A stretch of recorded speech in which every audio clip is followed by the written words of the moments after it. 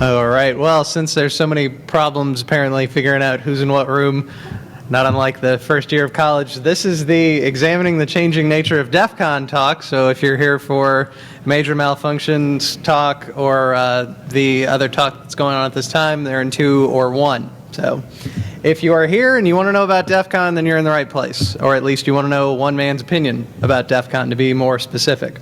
The content of this talk can go a variety of different ways. Just kind of depends upon the audience, their level of knowledge, and, well, frankly, their personal experiences here at DEF CON.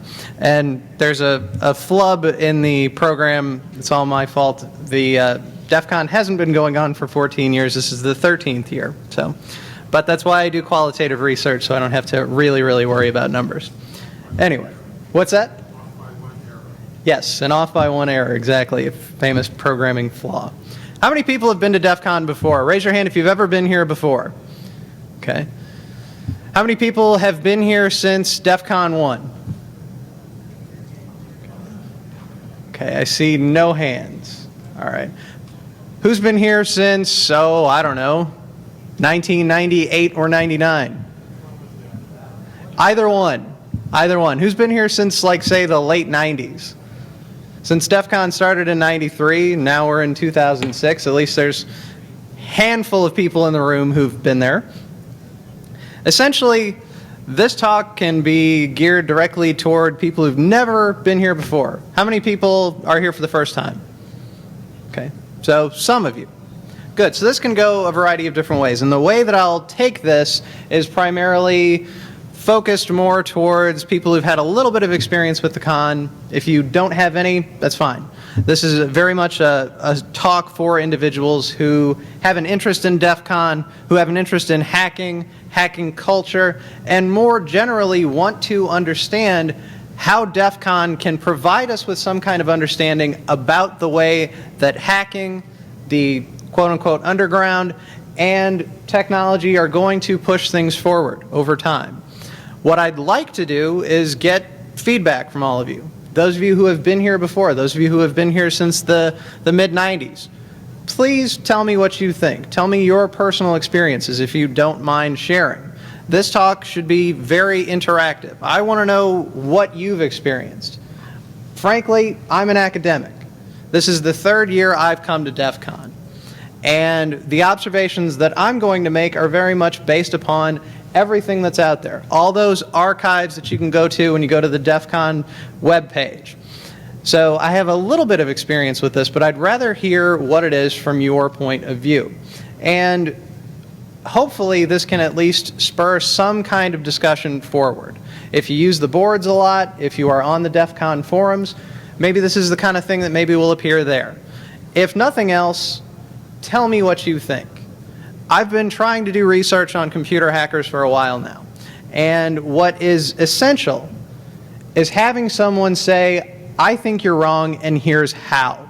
Not just, I think you're wrong.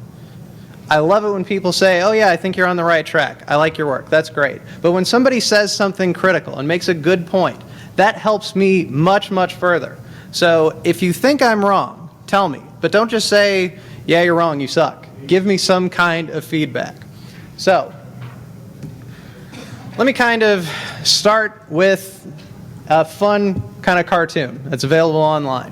When I first started doing research on computer hacking, when I first got into the whole idea of what is hacker culture, initially I had the same point of view that probably most everyone in the general public does. Hacker as criminal.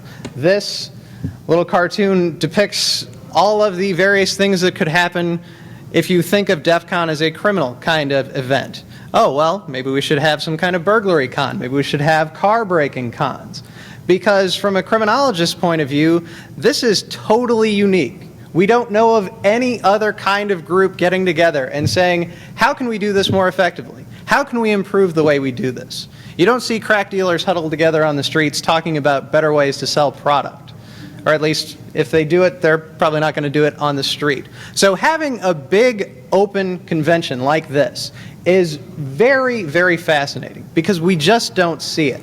So as I started looking more and more into hacker culture, that was when I got the gist of it. That was when I finally began to understand that whole broad complex of definitions. Hacker as explorer, hacker as someone who is enthusiastic about a specific topic, hacker as criminal, but in a derogatory kind of sense, as cracker, as someone who is going against the general notion of what hacking is all about.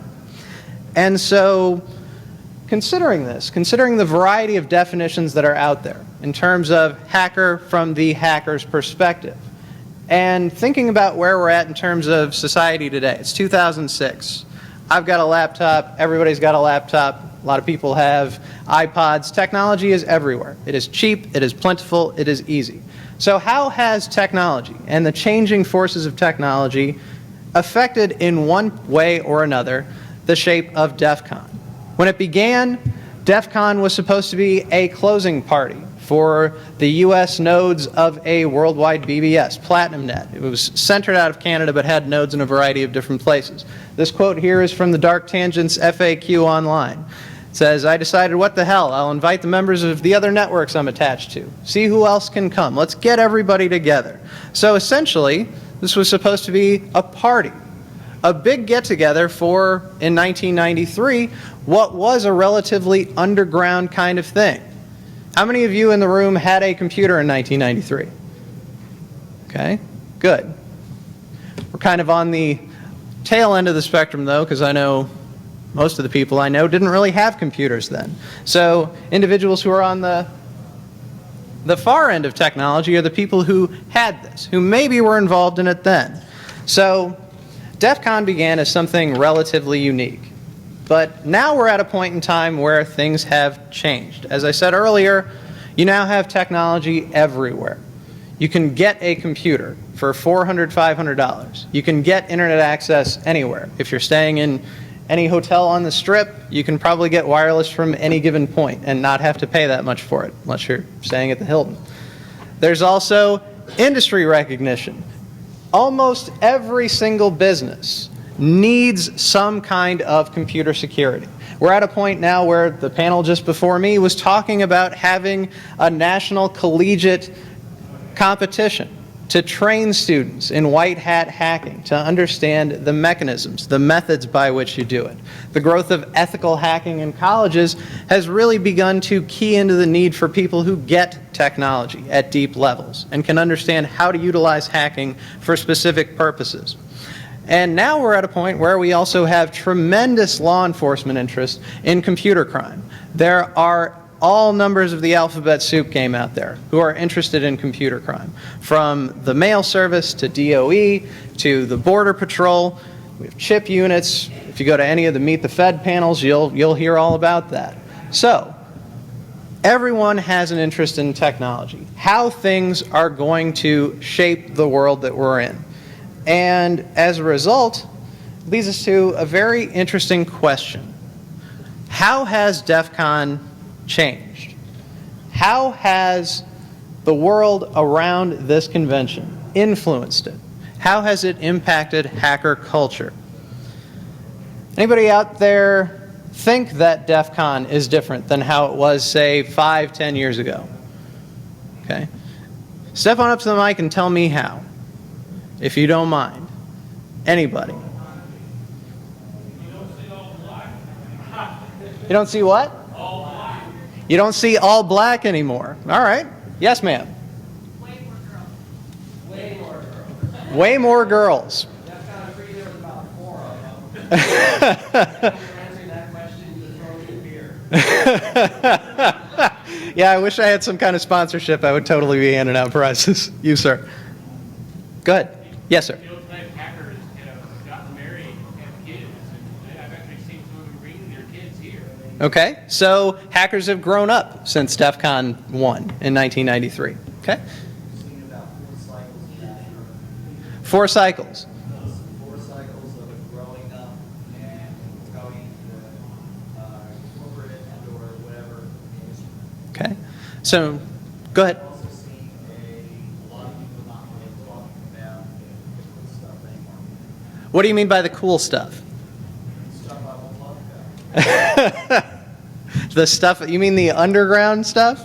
Is that a good way to kind of characterize it? The slant of the presentation has moved away from, here's how you hack this, which was more like, here's how you break into this kind of operating system. And because of the changes in how society views this event, and the scrutiny that it was under in the earlier years, Mhm. it's had to go more into here are the weaknesses in this operating system. It's couched more in a what you do with this information is your own business. Even in the last 5 years, it's changed more into the and here's how we're using this to protect things. So you're saying that the talks as a whole have shifted from being about how to hack a specific system to being, here are some vulnerabilities that could be exploited in a number of different systems. Okay, so there's a larger contingent of law enforcement agencies, of people who we would call feds, who are now attending. Okay, anything else? Okay. Seems to be a phase where media is going crazy, or hackerman was the thing, and it doesn't seem to be quite as much cycles. Okay, so greater media attention, or at least changing media attention over time. You, sir. I think perhaps also criminal element is much higher because money is there. It wasn't just the hacking community to start this organization. Some higher vulnerabilities that people think a big bucks using that information didn't exist before. Okay, so it's possible that the criminal contingent of hacking has grown as well. In addition to the white hat side, maybe the black hat side's grown? Possible. So the comments that you all are making tie in really well to some observations that others have made. We can kind of move through a couple of different theoretical perspectives. Anybody familiar with Richard Thiem? Yeah, he has done a number of different wonderful kinds of pieces about hacker culture. One of the excellent things to kind of help us understand hacking from that internal perspective was a piece he did at DEF CON 11. And it was essentially addressing variations in hacking over time. So he makes an argument that there's 3 generations of hacking. The first generation is more or less the 80s, 90s, the people who formed DEF CON, people who were on BBS when that was the only thing that was online, people who only knew each other through those routes. There were not necessarily large cons or anything else. Maybe there was a 2600 around you.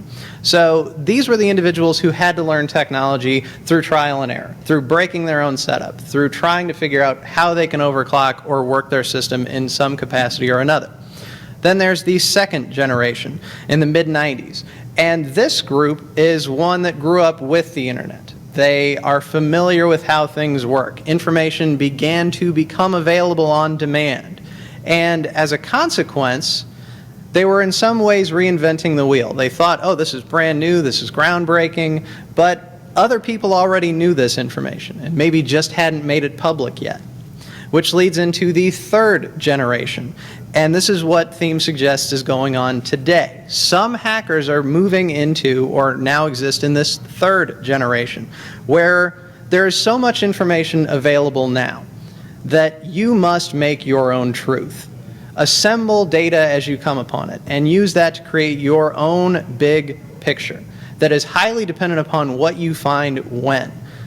And it's not just about owning one box. It's not just about socially engineering one specific individual. It's now about understanding how all those complex systems fit together and how you as a whole can utilize those dynamics. Simple Nomad, I believe, is the one who referred to it as meta-hacking. Thiem may have also referred to it in that fashion as well. So there's a shift. There are shifts that can be noted, at least internally.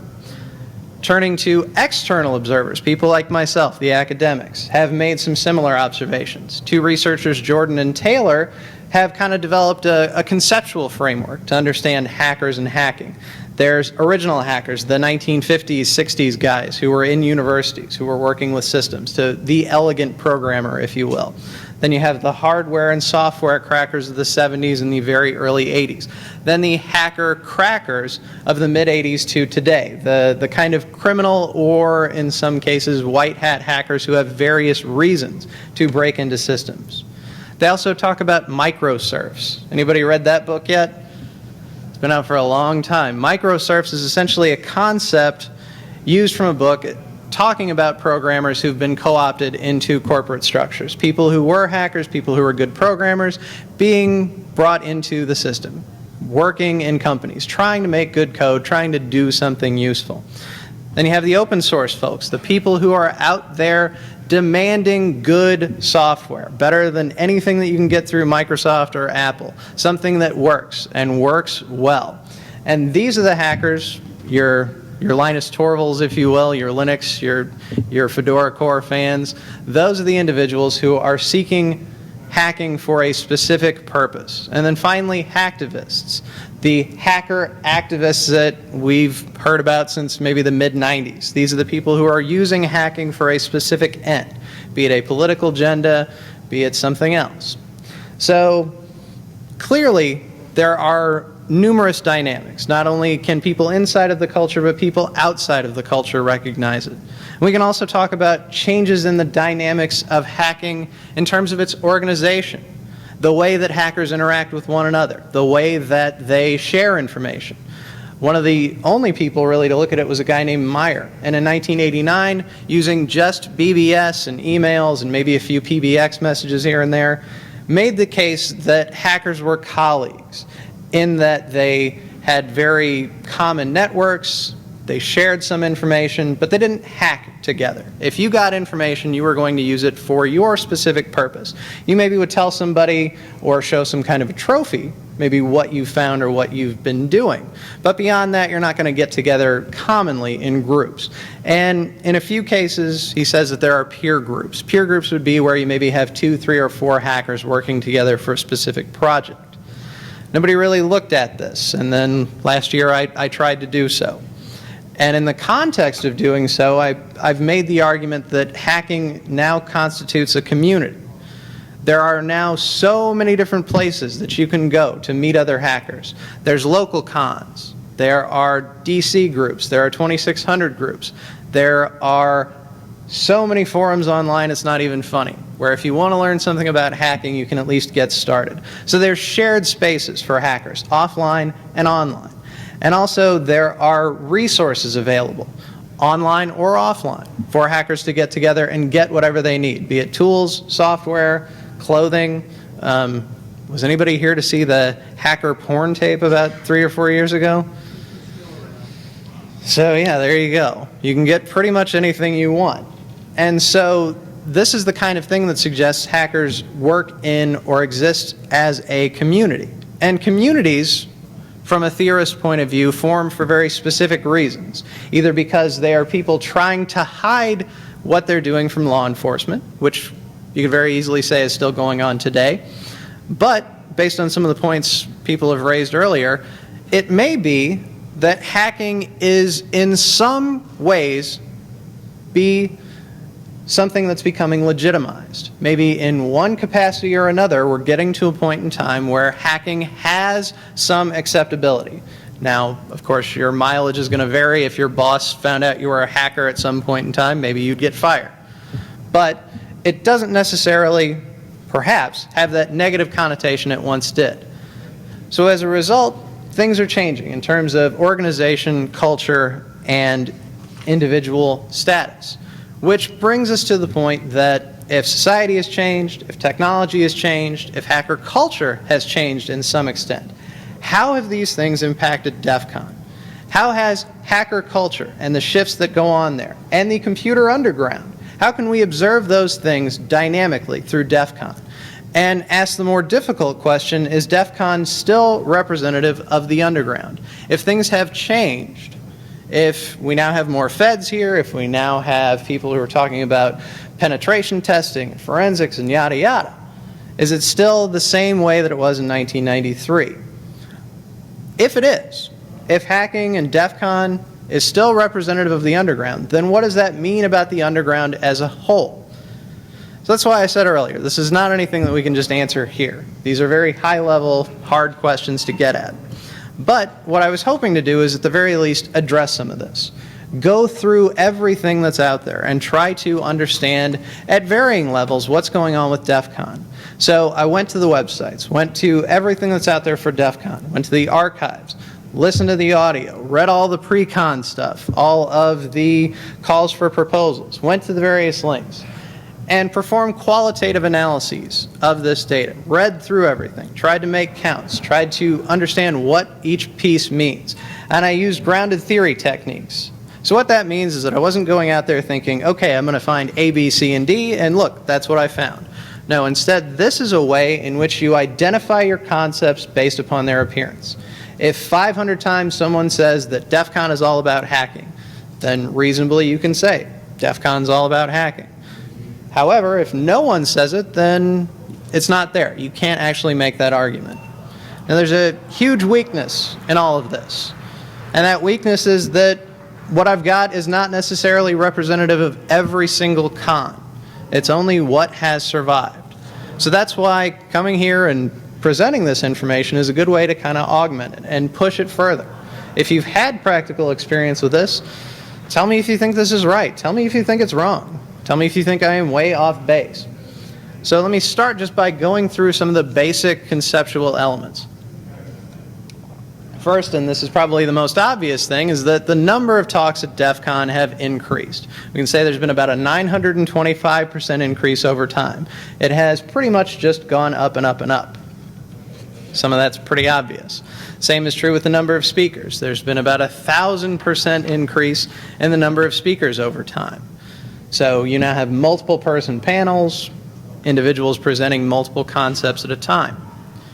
Somebody said there's more feds here now than ever. There's more law enforcement agents, and this appears to be true. Whether they are on the EFF side, whether they are with DOJ, whoever they are, the number of people has increased. It's interesting, though, in that when you look at it as a percentage, it kind of goes up and down and up and down, and doesn't really tell us a lot. The only thing that we can glean, and this is the percentage of speakers with regard to each con. So the total number of speakers divided by the number of speakers who fall into this category. So there's been some shifts. Initially, it was a lot higher than it is today. Now we're looking at something on par with less than 20%. But that still is significant overall. When we talk about DEF CON generally, someone was saying that before it was about, here's how you hack this specific instrument. Now, it's interesting in that the number of talks relating to either security or hacking have increased significantly. It's no longer a talk about, say, HERF guns and information warfare. Now the majority of talks are focusing on specific vulnerabilities, specific weaknesses, how to, as another talk is going on right now, how to hack mag stripes.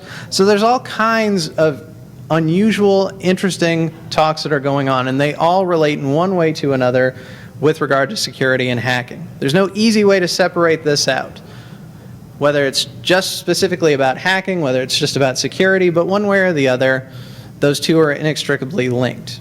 We can talk about professionalism as a whole, and it appears as though the number of people who talk about their professional credentials has increased tremendously. Since 2001, more than half of all the presenters give some kind of professional address. They say, here is what I do for a living. Here is the kind of work that I do. Here's the certifications that I have. We can also tell that there's been a tremendous amount of academics that are now attending. You have people like myself who are interested in hacker culture. You have people like the presenters before me who are professors at various universities. And when you look at it in terms of percentages, the number of speakers who have either an advanced degree, be it a master's degree, a PhD, a JD, or the number of people who have a certification of some type. Those have all increased with time. There have been some small fluctuations specifically with regard to certifications. So this is only based on if someone says, I am a CISSP, I have an MCSE, what have you. Every year, just taking those counts, it appears as though now we're at a point where it's much higher than it was before. Tremendously so with regard to advanced degrees. Those of you who work in the security industry, would you say that this reflects your experience? Are more people getting these kinds of certifications or degrees? Raise your hand if you think so. Okay, so this may be reflective more of just general trends with regard to the process by which we cover security. Maybe want to model that against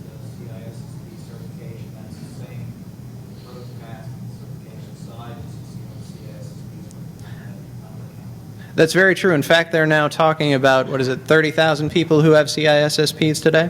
And that's increased significantly since it started in the late 1980s. So yeah, it appears to be something more reflective of, say, computer security generally. When you look at the specific speakers, you can see some fun kinds of trends too. Somebody said that now hackers are getting jobs. We've seen iterations and iterations of people who go from hacking to legitimate jobs. If you know anything about DEF CON, or you've got your program in front of you, maybe you can pick out who these specific speakers I quote from are. First guy, I've actively explored both sides of computer security, but the grass was greener with a paycheck as a security professional. The other person says that he's known for the cannonball run and his passion for TiVo hacking, and after getting caught doing the evil computer things, he's been working for large streaming media providers. So, if you have any clues as to who these may be, ask me afterward and I can tell you who these people are exactly. But they're referencing their hacking past, their behavior in the underground, and now I have a legitimate job. When we look at the hacker groups that have been coming here regularly, that have been giving big talks, or have had specific events that they've been a part of, initially it seemed as though it was more the Loft and the CDC. And now it appears as though the Shmoo Group is making more appearances as a whole. The Nomad Mobile Research Facility is another big one. We can talk about, hit and misses from certain groups, but as a whole, you go from, say, the release of Back Orifice to the release of BO2K, then to Pika Booty. So the CDC, which was huge, now there are still speakers who are here this year. They don't appear to have as much of a presence as big panels as, say, these two groups.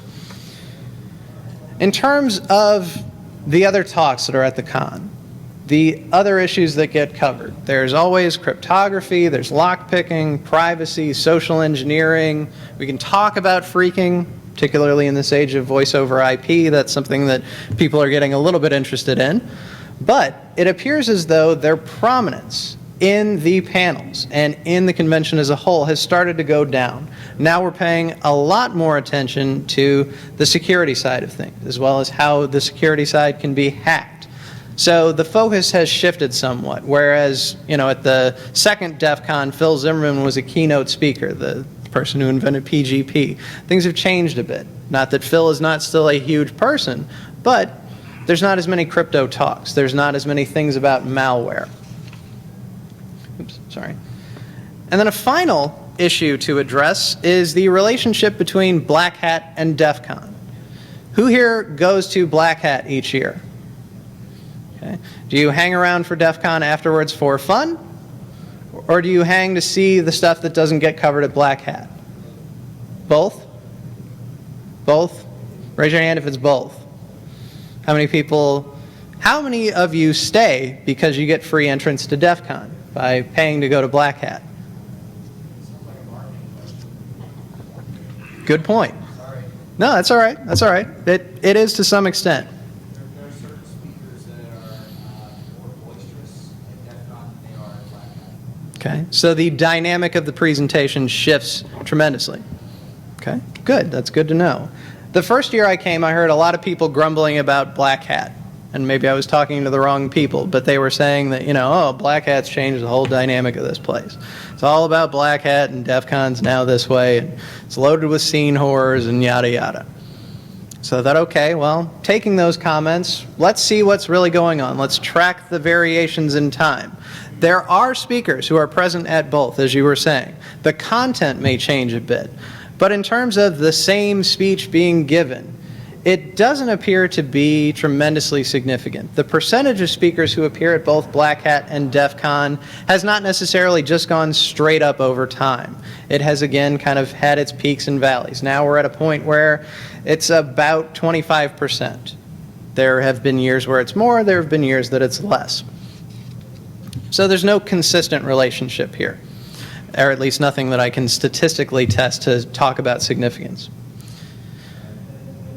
Going from this stuff, which is very interesting, I think the more relevant data to address, the more significant questions that we can get at, can be examined by going through each con specifically. Let me just take you through a few of the things that I think highlight some of the more important elements, the stuff that pushes beyond the simple statistics. Here's where we can see some of the transitions in action. This is a quote from Dark Tangent from the first DEF CON. You want to meet the other members of the so-called computer underground. You've been calling BBS for a long time. Well, here's your chance to meet everybody in the flesh. Meet celebrities of the underground computer scene and those that shape its destiny. So this is an essential way to bring that underground community together. People who never have met before can do so here. At DEF CON 2, pardon? Oh, I'm sorry.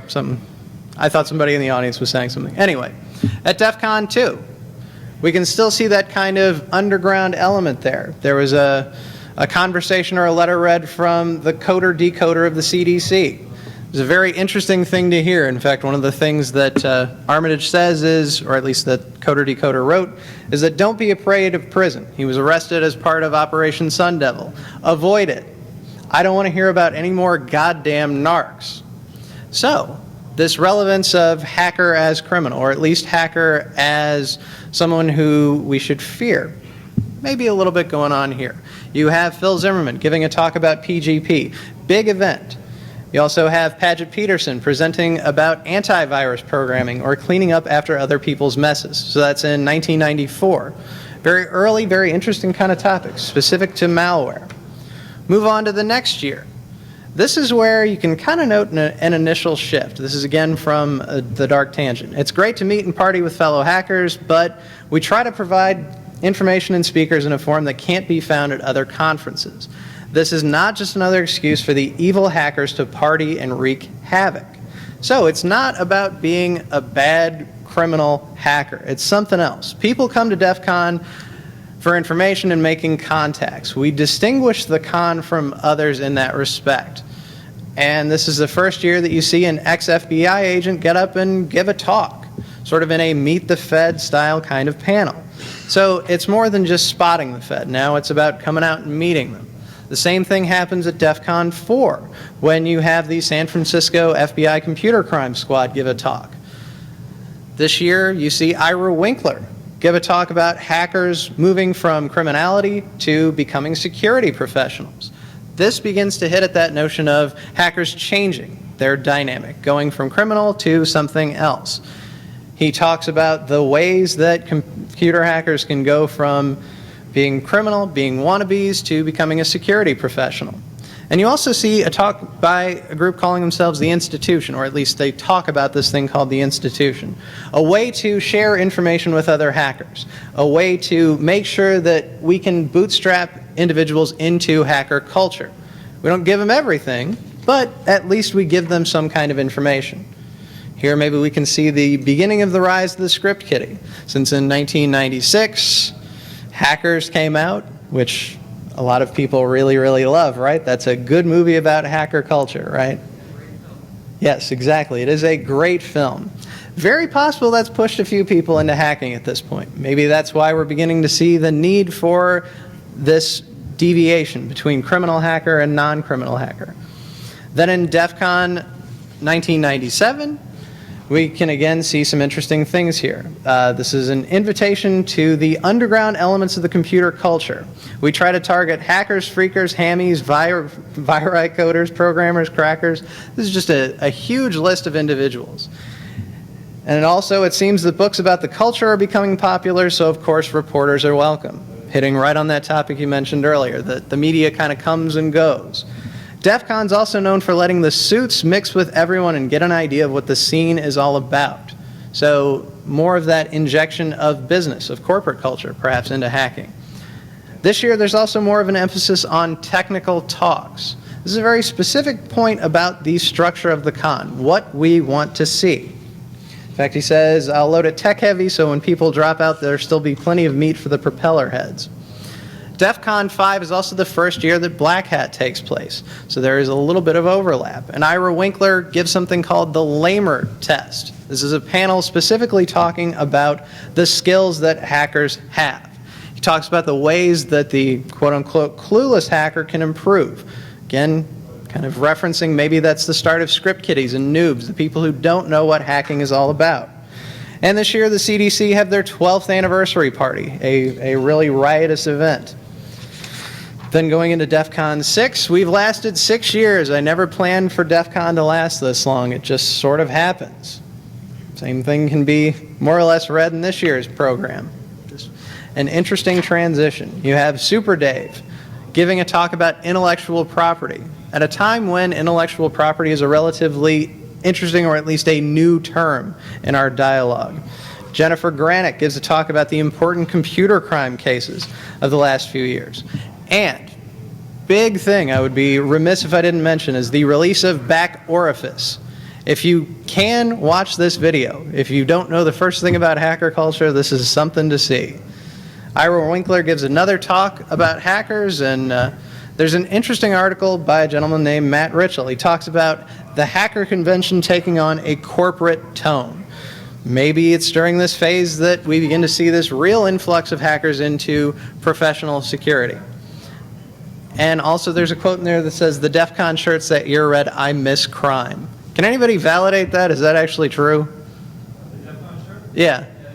Okay. There you go. Does any of this make sense? Does any of this jive with what you know? Okay, good. Hopefully I'm somewhat on the right track. So moving into DEF CON 7. Yes, DEF CON 7. Here, we're not trying to teach you how to hack in a weekend. We are trying to teach you, what we are trying to do is to create an environment where you can hang out with people from all different backgrounds, all of them interested in the same thing, computer security. Security being an important component of this, referencing people without skill, people who don't know what they're doing. Hey, we're not here to train you. We have a specific reason why we're here. There's even a third track added this year for newbie talks to hit the 101s, the basics of certain issues. This year, Back Orifice, BO2K is released. Again, another huge party by the CDC. Ira Winkler gives another talk about the myths associated with hiring hackers. And you can see the beginnings of really specific security talks here this year. There's 3 different talks about firewalls, how to build them with open source tools. There's a few talks about security and one about enemy profiling, the bad malicious hacker. Gail Thackeray gives a sort of ask the prosecutor kind of event.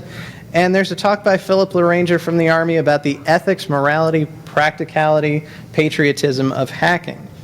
So referencing maybe things are changing. At DEF CON 8, they talk about the conference being unique. This is from the call for proposals. We want topics that hackers wouldn't normally come across, new things like Back Orifice. And this year we're going to increase the quality of talks by screening people and topics better. There's also a very interesting quote here. There's been an awful lot of press written about DEF CON over the years. Some of it good, most of it too fixated on attendees' green hair.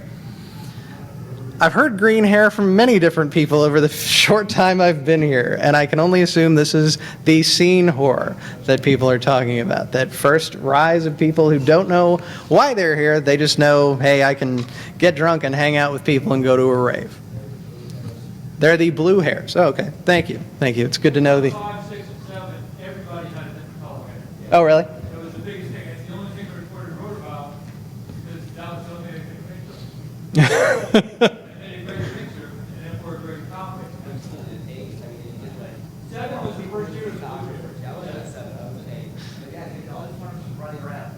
They run past people who might actually know what they were doing, take a picture of someone because they were wearing a lot of that. That's another change. Now, I think I've seen 3 people with their Okay. So there's a specific kind of, hey, look at me kind of freakiness that they were focusing on, and now maybe that's not necessarily here in the same amount that it was before. Back then, they were all over the place looking for whoever would talk, whether they knew anything or not. Okay, so there's been a change in the emphasis of media here. How many of you are, oh, and this may get me shot, how many of you are over 30 and are willing to admit it? Okay. How many of you are over 25? Those of you who didn't raise your hands earlier. Okay. So pretty substantial amount of the audience here is in a little bit of a different demographic than, say, the 16-year-old, I just got my new laptop, let me see who I can hack with Sub 7. That's not 1 to 5, it was the 16 to 20-year-old. Mhm. Okay. You, sir, did you have something to say? No, I was going to use the mic. Okay, thank you. Yeah, this is the kind of thing. So, hey, AV guy. AV guy. I need a little microphone. Oh, okay. So, I'm Agent X. I'm one of the DEF CON staffers. You guys have gotten a lot of mellower as you've gotten older, and we've noticed it, and we appreciate it. Back at like 9, and I started doing this at 6, and that was wildly out of control. 6 was bad, yeah. And as the situation has changed, as everyone's gotten a lot older, you've all gotten a lot more mellow, and now you go to bed at like 2 as opposed to 5, and it's not so much, hookers and blow. It's great. But yeah, we definitely noticed that everybody started to mellow out recently. I mean, 5 years. Wasn't there a time in the beginning when after every DEF CON they destroyed the hotel? Yeah, but that wasn't our fault. You can't pin that one on us. Isn't there a great story about someone doing something with the plumbing one year? Oh, well, you have to be more specific. Okay. Well, that's my fault. But. It's a hacker con full of big guys. Things happen. Thank you. Say it again. Well, you can't really. They've pretty fortified the Fortress phone now, so it's not as bad. And there's lots of freaks in the house now, so it's all hacking. It's all corporate hacking. That wasn't our fault. We didn't have anything to do with that. It just got there somehow.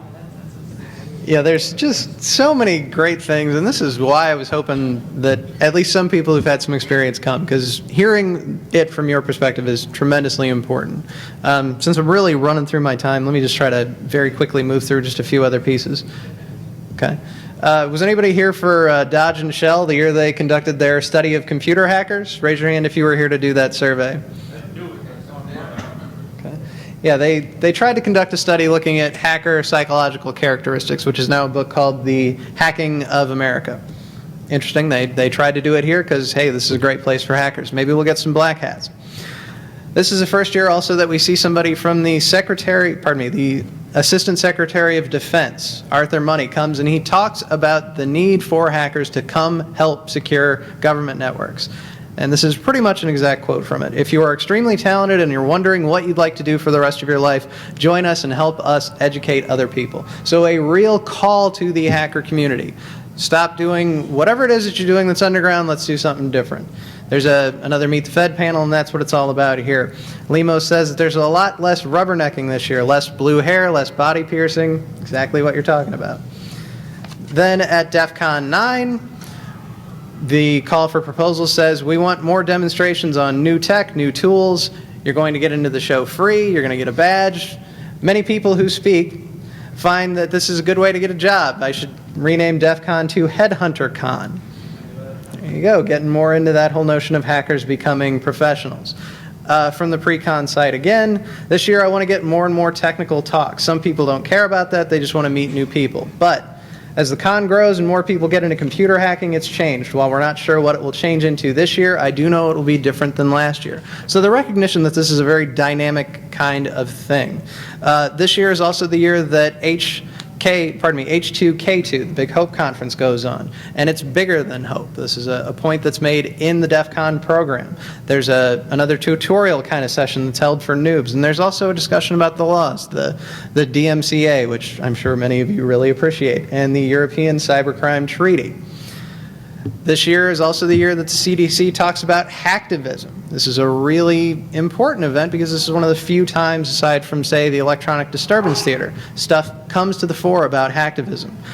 Dmitry Skylarov is also arrested for cracking ebooks. Big issue, all about the DMCA. Lemos again makes a note of saying that DEF CON is getting older and the crowd appeared to be far more professional. It's more laid back this year. Things are changing with the audience. And I don't know, how many of you have read An Open Letter to the Community that Dark Tangent wrote? Okay, a couple of you. This is a very fascinating piece because it can kind of help us understand how the con has changed.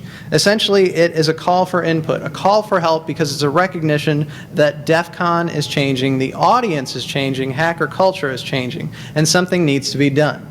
So, In fact, this is a direct quote. I have long thought that DEF CON cannot last forever in its current form due to several factors: growth, core attendees, and the changing nature of technology underground. Yeah, that was in a direct response to just how hard we got rolled by the attendees on 9. Really? Oh, and it was the hell year. How so? I think we had huge capacity problems. I believe that was a year of fire marshal land. It was the first year with the tent, and I think the tent was on the roof. Heat. I mean, that was. Let me put it this way. There's a little thing that goons have on Sunday called liquid therapy, and we all drink from the Juniper Hammer, which is a gin concoction. It's very good. Yeah, there was a lot of Juniper Hammers going down that night. It was. We didn't know if we really didn't know if we were going to do it again. Okay. It was a bad year for us. That's why that letter came out. Oh, okay, excellent. That helps even further. Interesting when you look at DEF CON 10. This is the first year that you see speakers getting paid for the talks that they're giving. They want really, really technical talks, unless you're giving something for the Hack Freak 101 or the big picture track. So they're paying for speakers in the hopes that the quality will change. This year, kind of going back to that notion of hackers getting a little bit older, we have speakers going Friday to Sunday, and we start an hour later each day than the last to let people recover. Gone are the days when we thought we could run this sucker 24 hours a day. We need sleep too. So, there you go. I'm going to have to keep moving through this stuff really quickly. DEF CON 11, continuing this last year, we're going to pay for speakers. We are also continuing to improve speaker quality. It's no longer enough to have green hair and an attitude. This is also the year that there's an announcement for the start of DEF CON groups. So the importance of bringing that spirit, the notion of hacker as someone who wants to learn, into the community. Theme presents Hacker Generations, which I talked about a little bit earlier, and then Simple Nomads Rant, which is available. And he kind of goes through the same ideas, talks about the relevance of changes that are going on. After September 11th, the way that hackers are relating to one another, the way that the laws are structured, things are shifting. At least this is on the website. There's the links there. If I'm off, then perhaps that's why. But very interesting nevertheless. DEF CON 12. How many of you were here for 12? Okay, so the majority of you, if I'm looking at the crowd right. A lot of people here from the call for proposals. They say, remember being attacked by flying meat? We do in Sans raw meat projectiles. We want to encourage shenanigans again this year. So they're trying to draw out speakers from the hacker community. We want bigger groups. We want to know who's doing what. Has that necessarily happened? That's also the year that we're staying in the rooms and watching everything on television. Okay. Because it's such a pain, it's just too hot, and the cancer is too bad. Great. So things are changing a bit. Tell you what, since I've got about 5 minutes left, let me just real quick kind of go through a few just general ideas. It's apparent, at least from an outsider's point of view, that DEF CON has changed. The hacker culture has evolved. Now at DEF CON, there's a tremendous focus on security and hacking. There's also increased connections between businesses and hackers. There's greater cooperation, more professionalism, more people talking about their credentials, more people giving professional sort of talks, greater relationships to law enforcement. You've now got Spot the Fed, Meet the Fed, talk to the Assistant Secretary of Defense from the Joint Chiefs of Staff. You get a bunch of people here. Spot the Fed maybe becoming the Fed.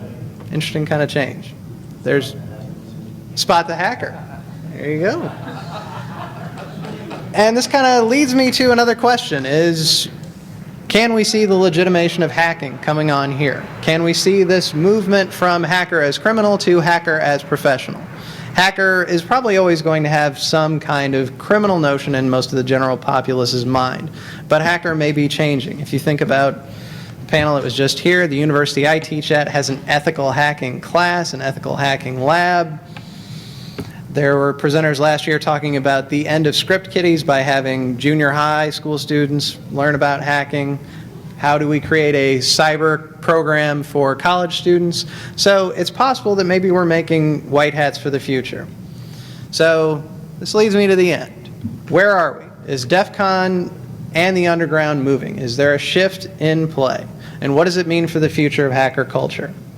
I don't have enough time to really get an answer here, but hopefully, if nothing else, hey, if you found this interesting, throw something up on the forum.